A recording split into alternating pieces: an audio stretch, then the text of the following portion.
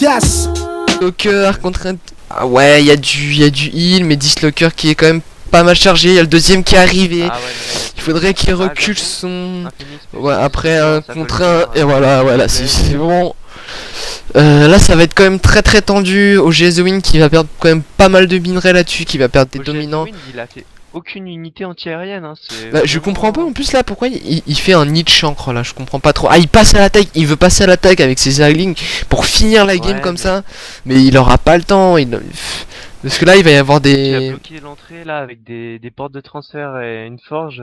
Ouf, bah là il faudra quand même beaucoup de Banelings pour buter la forge, parce que c'est quand même c'est 800 HP en tout, sachant que un chancre fait je crois du 35 de dégâts je crois, ou 36 de dégâts sur les bâtiments ou sur les... Ouais, non, je crois que ça fait des dégâts encore bonus au... Pas mal de dégâts je crois, non? Sur un bâtiment. Contre les bâtiments ça tape du 60, un truc comme ça. Mais contre une forge qui en a 800, il faut un paquet de chancre, hein. Ça tape du... Non, même pas du... Ça va taper du 20, hein. Voilà. Ah, finalement ça s'est tombé, mais voilà, très beau travail au niveau des champs de force. Ce petit commando de Zergling qui va arriver un peu pour taper les paillons, mais voilà, pas faire grand chose non plus. Les Zerglings qui ne passent... Pourquoi ils... Bah, il y a des petits Zerglings qui sont passés, mais je veux dire, je comprends pas pourquoi ils gardent des unités, les unités qui passent à l'attaque. Ils sacrifient un peu des Banelings comme ça, et pendant ce temps-là, on a de plus en plus d'unités. Et là, ça va être vraiment très tendax pour OGS The Wind de revenir dans cette partie, sachant qu'il doit battre en retraite avec ses Zerglings, mais il n'a pas d'unité anti-aérienne. Et ça, c'est... Ah, ça me paraît un peu mort là quand même, hein. Ce qui...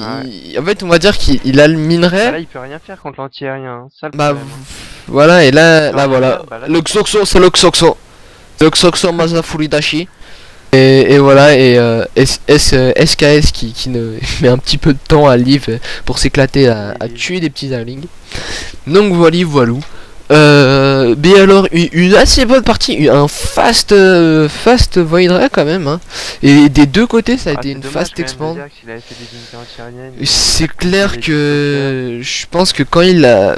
À partir du moment où il a vu le premier Dislocker, il a dû partir immédiatement sur le plus pratique dans ces cas-là, c'est de faire des hydralisques, parce que le bâtiment pour faire des hydralisques est beaucoup plus court à construire qu'une aiguille.